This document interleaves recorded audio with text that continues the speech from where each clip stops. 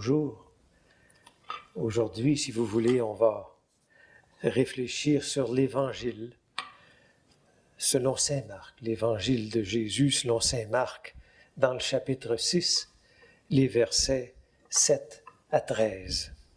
Tu es parole de vie, tu es la source d'amour, oh Jésus-Christ, mon bon pasteur. Alléluia, alléluia, alléluia, alléluia. Gloire à toi, ô Seigneur. En ce temps-là, Jésus appela les 12. Alors, il commença à les envoyer en mission, 2 par 2. Il leur donnait autorité sur les esprits impurs et il leur prescrivit de ne rien prendre pour la route, mais seulement un bâton, pas de pain, pas de sac, pas de pièces de monnaie dans leur ceinture. Mettez des sandales, ne prenez pas de tunique de rechange. Il leur disait encore, quand vous avez trouvé l'hospitalité dans une maison, restez-y jusqu'à votre départ.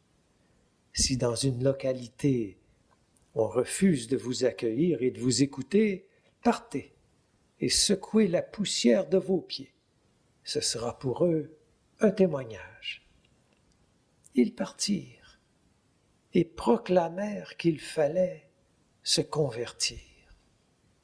Ils expulsaient beaucoup de démons, faisaient des onctions d'huile à de nombreux malades et les guérissaient.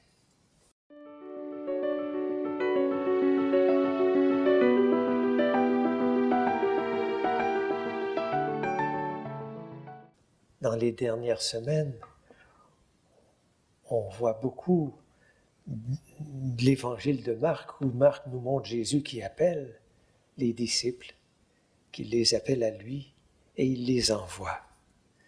Et aujourd'hui, en particulier, on est devant l'envoi en mission.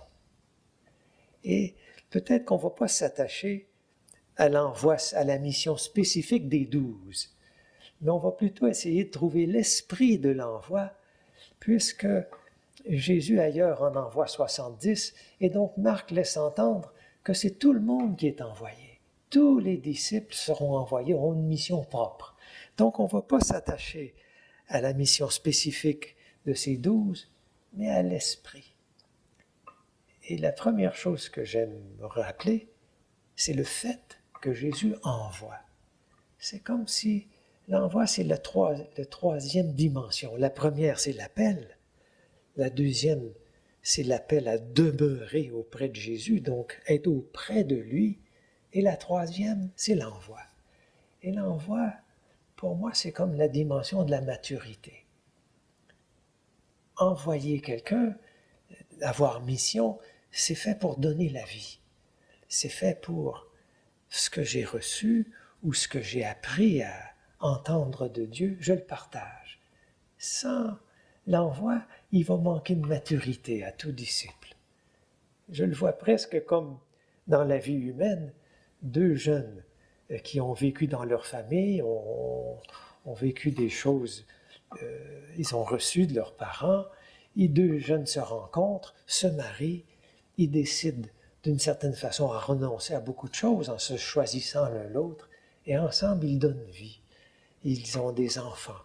C'est comme la maturité de la croissance humaine. Et l'envoi, pour moi, c'est la maturité de la croissance humaine.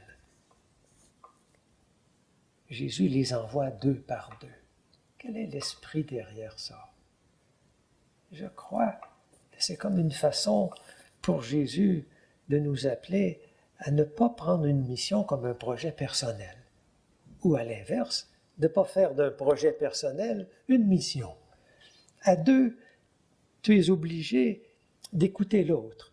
Il y a une mission pour les 2. Donc, il faut avoir une unité entre les 2. Il faut avoir, comme dit Paul aux Philippiens, les mêmes sentiments, Il faut avoir la même vision de la mission. Il faut avoir le même amour qu'on donne. Et donc, le fait d'être 2 à 2 prévient de mêler des éléments de l'ego, d'un projet personnel. Bien sûr, quand Marc nous montre cet envoi, il va montrer dans les chapitres qui suivent comment les disciples n'ont pas vécu ce que Jésus demandait. Et donc, on ne doit pas s'étonner de ne pas se sentir à la hauteur. Ça n'empêche pas d'être sur le chemin de la mission, même si on n'y arrive pas tout de suite. La troisième chose que Jésus fait, il donne une autorité sur les esprits impurs. Alors pour nous, des gens d'aujourd'hui, de parler d'avoir autorité sur des esprits impurs, ça nous semble d'une autre époque. On ne dirait pas ça aujourd'hui. Et qu'est-ce que c'est les esprits impurs? Récemment, lors d'une Eucharistie, le prêtre dans notre paroisse nous a posé une question au début de son homélie. Il nous a dit, « Pouvez-vous me dire, rentrez en vous-même et dites-moi, qu'est-ce qui doit être transformé en vous? » Alors il nous a dit, je ne vous demande pas de me le dire là publiquement, mais prenez la question pour vous. Qu'est-ce qui doit être transformé en moi? Et c'est vrai que quand on prend cette question-là, tout de suite on voit en soi qu'est-ce qui doit être changé. Et d'une certaine façon, l'esprit impur, c'est quand je fais ce que je ne veux pas.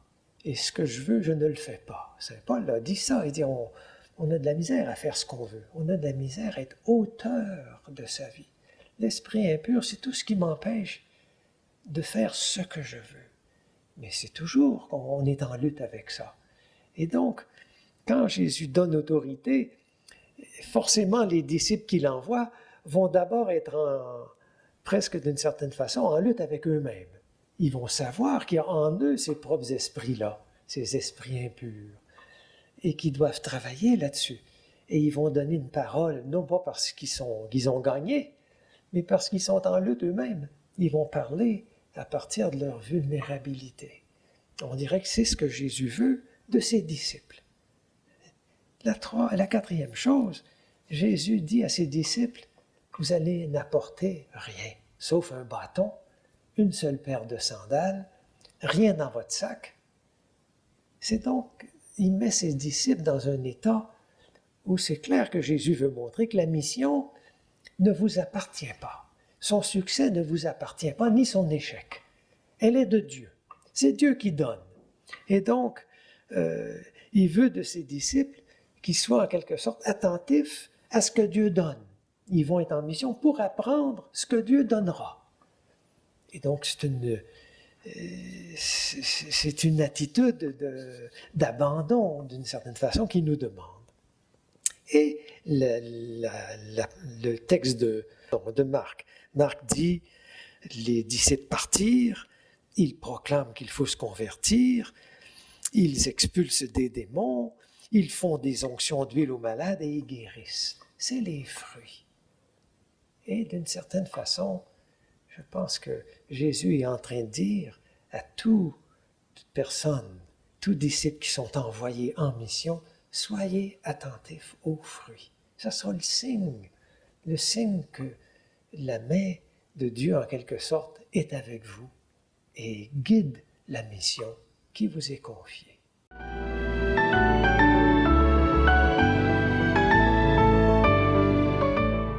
Récemment, j'ai vécu une expérience. J'étais responsable d'animer une rencontre d'une communauté de laquelle je suis membre. Et j'ai préparé ça avec quelques personnes. On devait accueillir 2 ou 3 membres nouveaux. J'avais demandé à ce que quelques personnes fassent des témoignages. Et puis, j'avais préparé une rencontre de prière à la fin. J'avais demandé 2 ou 3 personnes pour la prière et un prêtre est venu qui devait donner la parole, la prière finale. Et dans la journée qui a précédé la rencontre, j'ai commencé à être anxieux, inquiet. Tout d'un coup, je me suis dit, mais j'ai mal préparé. J'ai pas bien prévu comment on va accueillir les personnes. J'ai pas été assez spécifique avec les témoins. et puis tel aspect va être trop lourd, ça va être trop long. Et toute la journée, j'étais habité par une anxiété. Alors, vous me voyez, j'arrive le soir à la prière, j'étais le responsable ou la rencontre, j'étais un peu tendu. Et ça m'a pris du temps à me détendre peu à peu, avec les chants, les témoignages, les interventions. Tout était beau. Tout était beau. C'était inspirant. C'était pas du tout trop long. Et puis à la fin, la prière était très, très belle. Et le prêtre nous a dit des paroles que j'ai trouvées très, très belles. Et donc, je me suis dit, qu'est-ce que c'est que ça? Pourquoi j'ai été si anxieux alors que tout a été donné?